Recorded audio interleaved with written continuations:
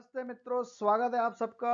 India की number 1 auto component making company Motherson Sumi ने आज अपने क्वार्टर 1 के रिजल्ट डिक्लेयर किए हैं, जहां उन्होंने पोस्ट किया है 125 करोड़ का नेट घाटा। चलिए देखते हैं डिटेल में। इससे पहले कि रिजल्ट की तरफ आगे बढ़े, कुछ लेटेस्ट न्यूज पे नजर डालना तो बनता है। यह है खबर 2 जुलाई 2020 की, मतलब ज्यादा पुरानी नहीं है, करीब 1 महीने पहले की बात है ये। 40 दिन पहले की बात है ये। Motherson Sumi announces new organisational restructuring, wiring business to become separate entity. तो उनका जो वायरिंग बिजनेस है वो काफी बड़ा, वायरिंग हार्नेस वगैरह सप्लाई करते हैं ओईस को, तो वो एक सेपरेट कंपनी बनने जाएगा। यहाँ पे देखिए, India largest automotive component manufacturer जो है, उसने ट्यूसडे को, मतलब उस दिन अनाउंस किया था कि नया कॉर्पोरेट स्ट्रक्चर उनका बनेगा। ठीक है, जहां पे डोमेस्टिक वायरिंग हायरिंग बिजनेस जो है वो उनके एग्जिस्टिंग बिजनेस से डीमर्ज, मतलब अलग कर दिया जाएगा। ठीक है, और ये अलग करने के बाद उसकी लिस्टिंग भी अलग से होगी, तो वो लिस्ट भी होगा, वो भी बता रहे। As a part of the new structure, Samvardhana Motherson international limited, the holding company will be merged with the existing organisation. तो जो उनकी होल्डिंग कंपनी है, वो संवर्धन मदरसन इंटरनेशनल लिमिटेड, तो वो ही, मतलब वो आ जाएगा, मतलब वो अल्टीमेटली ये यही होल्डिंग कंपनी ही मेन कंपनी बन जाएगी, ऐसा वो यहाँ पे कह रहे हैं। तो वो रेगुलेटरी अथॉरिटीज का अप्रूवल वगैरह मिलना बाकी है, तो वो मिलने के बाद वो नेम चेंज भी हो जाएगा। तो ये मदरसन सुमी के नाम से फिर वो पहचानी नहीं जाएगी, वो नए नाम संवर्धन मदरसन इंटरनेशनल लिमिटेड, इस नाम से वो जानी जाएगी। और ये डिमांड थी, long standing demand of Sumitomo wiring systems. ये जो जापानीज के उनके पार्टनर है, काफी साल पुराने उनके जॉइंट वेंचर पार्टनर है, उनकी बहुत पुरानी डिमांड थी। तो फाइनली उसके हिसाब से वो डिसीजन ये ले रहे हैं। उन्होंने आज जो रिजल्ट दिया उसमें उन्होंने टाइमलाइन भी दिया है। जुलाई में बोर्ड अप्रूवल जो मिलना था वो सब हो गया, जुलाई अगस्त सितंबर में जो अभी चल रहा है क्वार्टर, बोर्ड अप्रूवल हो गया। बीएससी एनएससी सेबी में फाइलिंग वगैरह हो गया। इसको अभी जो है अक्टूबर से लेके जनवरी तक सेबी बीएससी एनएससी सबका जो अप्रूवल मिल जाएगा। शेयर होल्डर्स की मीटिंग होगी। अपॉइंटेड डेट ऑफ डीमर्जर जो है वो नवंबर से लेके अप्रैल तक के डीमर्जर की पूरी प्रोसेस खत्म कर लेंगे। एनसीएलटी का अप्रूवल वो अप्रैल में ले लेंगे, तो मतलब वो in the time to come वो होने वाला है, वो कंफर्म है। खाली फॉर्मेलिटी है, वो आने वाले टाइम में कंप्लीट कर देंगे। अब बात करते हैं रिजल्ट की। रिजल्ट जो कि अच्छे नहीं आए जैसा कि उम्मीद थी।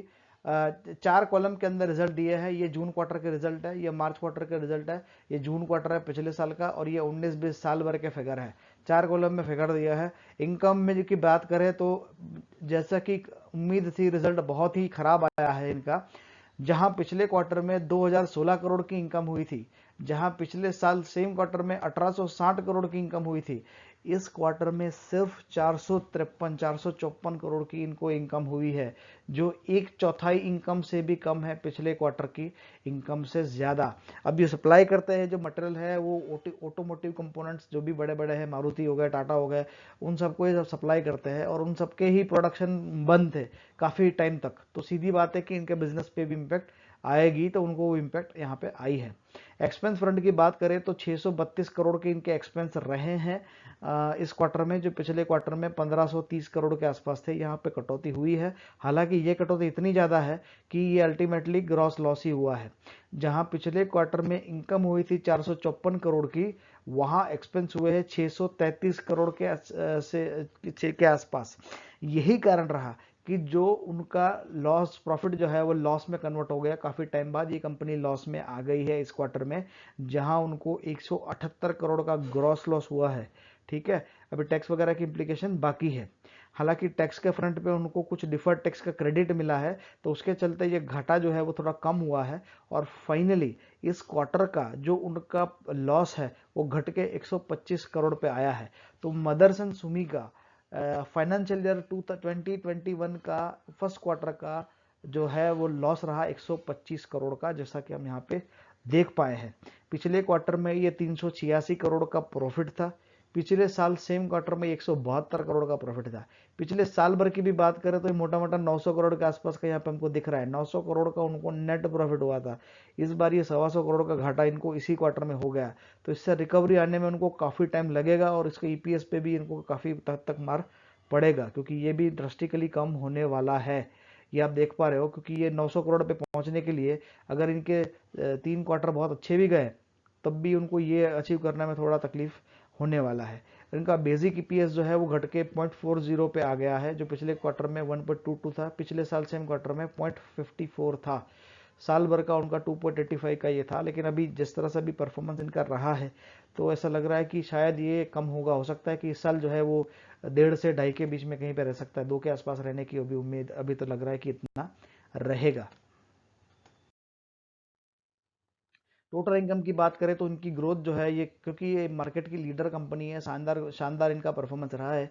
आप ये देखिए 37,000 करोड़, 42,000 करोड़, 56,000 करोड़, 63,000 करोड़, तो ये यहाँ तक 16 से 19 में काफ़ी अच्छा परफॉर्मेंस रहा। हालांकि जैसा आपको पता है कि ऑटोमोबाइल सेगमेंट में मंदी चल रही थी पिछले साल, उनका जो बहुत सारे इश्यूज चल रहे हैं, जो उनके अपना फॉसिल फ्यूल से वो बैटरी वाले फ्यूल में वो जा रहे हैं, उनके जो BS6 का कन्वर्जन को लेके काफ़ी सारा नर्वसनेस था मार्केट में, तो उसके चलते भी गाड़ियाँ बहुत कम बिकी है, तो सीधा इम्पैक्ट इनके बिजनेस पे भी आया है। तो अगर आप यहाँ पे देखोगे तो सेम बिजनेस पे ज़्यादा कुछ इनका बिजनेस बढ़ा नहीं है। जो पिछले साल में इनकी काफ़ी ड्रास्टिक ग्रोथ हुआ करती थी वो ऑलमोस्ट थम सी गई थी यहाँ पे, और उससे भी ज़्यादा इम्पैक्ट आया है नेट प्रॉफिट में। ये देखिए 1636, 1900, ऑलमोस्ट 2000 के आसपास, ये 2100 करोड़। यहाँ उनका प्रॉफिट थोड़ा, यहाँ सेल तो इनकी अच्छी आई थी, लेकिन यहाँ से थोड़ा प्रॉफिट में कम आना शुरू हो गया था, जैसा कि आप देख पा रहे थे। ये घट के 2000 करोड़ के आसपास आ गया था, और इस साल में, लास्ट वाले साल में तो ये ड्रास्टिकली कम होके 1236 के आसपास ये आ गया था। तो ये बहुत भारी गिरावट है, अगर आप देखोगे तो ये सब्सटेंशियल 1/3 उनका जो है वो प्रॉफिट पूरा वाइप आउट हो गया था। ये कोरोना से पहले की बात है, कोरोना के बाद तो रिजल्ट और खराब आने वाले हैं, अभी ऐसा लग रहा है। लेकिन ये देखिए ये क्या शानदार चार्ट है, ये दिखाता है कि लॉन्ग टर्म में कितना बढ़िया रिटर्न मिल सकता है। मैंने बहुत सी कंपनी पिछले 1-1.5 महीने में रिव्यू की है जब से चैनल शुरू किया है, लेकिन किसी भी एक कंपनी में इतना ज़्यादा रिटर्न पिछले 22 साल में नहीं मिला है। ये देखिए, ये कभी इसका शेयर जो है 1999 जब 1 जनवरी में 12 पैसे का शेयर होता था, 12 पैसे का खाली शेयर था ये, और आज की डेट में ये एक टाइम पे बढ़ के, अगर आप देखोगे यहाँ पे चार्ट देखोगे तो 200 के ऊपर भी चला गया था, लेकिन मैं उसकी बात नहीं कर रहा हूँ। अगर यहाँ से लेके और 200 में बेचते तो आपको 1700-1800 गुना रिटर्न मिले होते, लेकिन अभी उसे छोड़ दो। अभी मैं करंट आज का जो रेट है 11 अगस्त का, उसकी भी मैं बात कर रहा हूँ, तो उसके लेवल पे भी देखोगे तो ये 895% मोटा मोटा 900 गुना का रिटर्न मिला है, 900 गुना का। इसका मतलब ये हुआ कि आपने अगर 1 जनवरी 1999 में अगर इस कंपनी के शेयर में अगर 1 लाख रुपए डाले होते, तो आज की डेट में वो 9 करोड़ रुपए हो गए होते, 8 करोड़ 95 लाख, मोटा मोटा 9 करोड़ रुपए हो गए होते।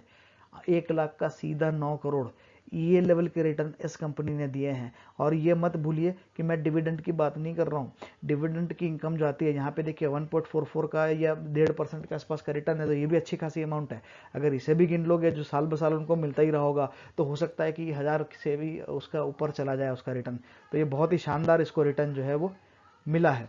इंडस टीपी अगर देखोगे तो 38 के आसपास का है, इसका जो कंपनी का पीई है वो 28 के आसपास का है, तो 38 से घट के वो 28 तक आ गया। तो यहाँ पे उनको पहले से मार थोड़ा पड़ा हुआ था, और अभी यहाँ पे ईपीएस देखोगे तो 3.71 के आसपास का है, और अभी इनका ईपीएस जैसे मैंने कहा कि हो सकता है कि कम हो जाए, तो ये इस बार तो है वो कम रहने का पूरा चांस अभी तो लग रहा है, 2-2.5 के बीच में आसपास ये रहेगा।